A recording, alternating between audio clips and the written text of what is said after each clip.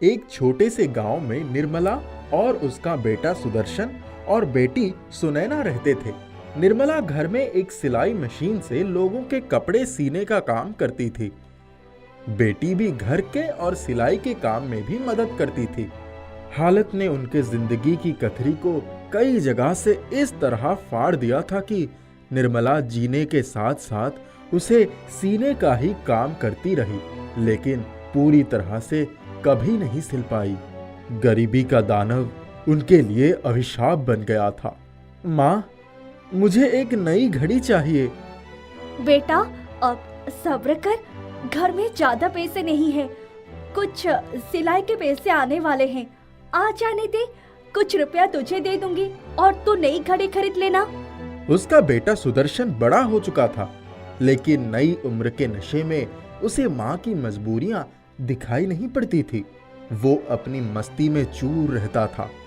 उसने अगले ही दिन चुपकर देखा कि माँ रुपए निकालकर अपने पास छिपा कर रख रही थी।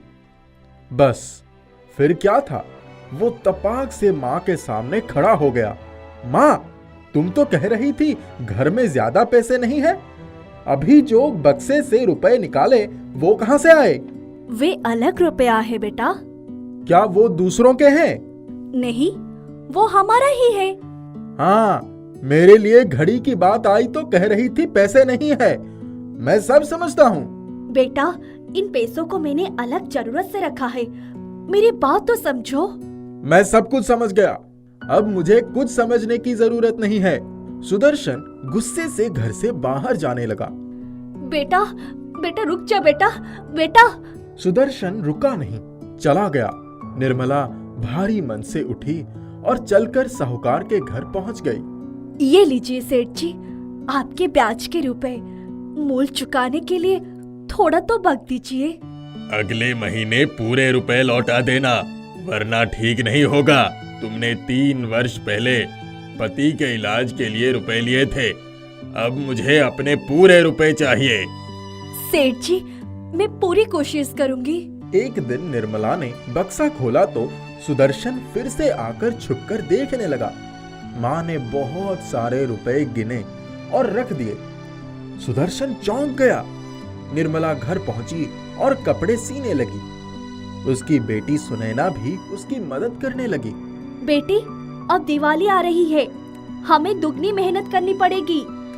माँ, हर वक्त तुम काम ही करने की सोचती रहती हो, अरे आराम भी कर लिया करो। बिटिया, गरीब की किस्मत में आराम कहाँ होता है। तू खाना बना ले और मैं कपड़े सिल लेती हूँ। दिवाली सर पर आ गई थी। माँ बेटी दोनों लगातार काम करके ज्यादा से ज्यादा कपड़े सी रही थी। सुदर्शन घर में आ गया। माँ, मेरे घड़ी के पैसे दे दो। बेटे, पहले खाना खा ले, पैसे कहाँ भागे चले जा रहे हैं। सुनैना, खाना निकाल। पहले हाथ पर पैसे रखो, फिर खाना खाऊंगा। ये लो रुपए, अब चुपचाप खाना खा लो। मुझे और रुपए चाहिए, अच्छी घड़ी लानी है। बेटा, इतने में एक ठीक ठाक घड़ी ले ले। हमारी जिंदगी में और दूसरे भी बहुत जरूरी काम है तुम्हारी घड़ी के सिवा। भैया, माँ का इशारा समझो, हमारे लिए कितना करती रहती है, लेकिन आपको उसकी कदर कहाँ है। उन्हें इतना भी परेशान मत करो कि उनकी ममता का ही अपमान हो जाए। बक्से में रुपए भरे पड़े हैं, फिर भी ये रुपए देने से कतराती हैं। हाँ, रुपए है, लेकिन तुमने क्या सोचा है कि वे रुपए किस लिए इकट्ठा कर रही है। घर के खर्च के साथ साथ साहूकार के कर्ज का ब्याज भी भरना होता है। कल आपकी शादी भी होनी है, मेरे भी हाथ पीले करने हैं। माँ ने सारी योजना बना ली है, इसीलिए वे रुपया जमा कर रही है। मेरा आपसे निवेदन है, अगर आप उन्हें खुशियाँ नहीं दे सकते तो गम भी मत दो। सुने ना, माँ ने साहूकार से कर्ज लिया था, ये बात मुझे कभी बताई नहीं। माँ ने बाबूजी के इलाज के लिए कर्ज लिया था। अपने गम का बोझ हमारे सर पर नहीं डालना चाहती। वो हर हाल में अपने सारे दुख दर्द भुलाकर हमारे सामने मुस्कुराती रहती है। मेरे भाई सुनो, महागुलशन के उस गुल की कभी फीकी नहीं पड़ती, हमेशा गर्दी से हालात में जो मुस्कुराता है। बहन सुनैना की बातें सुदर्शन के दिल में उतर गई। माँ, तू कितनी अच्छी है, अपनी औलाद का इतना ज्यादा ख्याल रखा कि उसको दुख की भनक भी नहीं होने दी। हमारे लिए सब कुछ करती रही, सब कुछ सहती रही। मैं भी कितना नालायक हूँ, अपनी प्यारी माँ को ही नहीं समझ पाया। मैं नाकारा हूँ, निकम्मा हूँ। नहीं बेटा, ऐसा मत कहो। मेरा बेटा तो लाखों में एक है। तुम चिंता मत करो, सब कुछ ठीक हो जाएगा। हाँ माँ, तुम सही कह रही हो, अब सब कुछ ठीक हो जाएगा।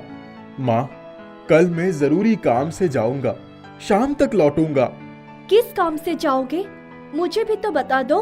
आने पर पूरी बात बताऊंगा माँ। दूसरे दिन सुबह ही सुदर्शन घर से चला गया और शाम को सूर्यास्त के बाद ही घर आ गया। बेटे, कहाँ चले गए थे? बहुत देर करती। माँ, आपके बेटे को नौकरी मिल गई है। सुबह जाना, शाम को आना और तनख्वाह 15,000 महीना। ये लो माँ, ये रुपए रख लो। अब तो तनख्वाह पाने पर ही घड़ी खरीद लूंगा। नौकरी मिल गई? ये तो बड़ी खुशी की बात है बेटा। पर ये पैसे रख लो, घड़ी तो खरीद लो। अच्छा, ये तो बताओ, काम क्या करोगे? बस सेठ के रुपयों के लेन देन का हिसाब किताब करूंगा, फायदे नुकसान का लिखा जोखा। इस तरह सुदर्शन रोज सवेरे नौकरी के लिए चला जाता और शाम को लौट आता था। वो खाना खाकर सो रहा था। हल्की ठंड पड़ रही थी। माँ ने उसे चादर से ढक दिया। उसका हाथ खुला था। माँ ने छुआ तो चौंक गई। मेरे बेटे के कोमल हाथ इतने कठोर कैसे हो गए? दूसरे दिन उसने पता लगाया तो ज्ञात हुआ कि उसका बेटा भारी भारी बोझ उठाने का काम करता था। यह जानकर उसे बहुत दुख हुआ।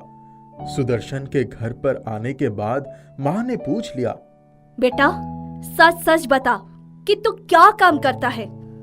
माँ, मैंने तो पहले ही बताया था कि हिसाब किताब का काम करता हूँ। झूठ, सफेद झूठ।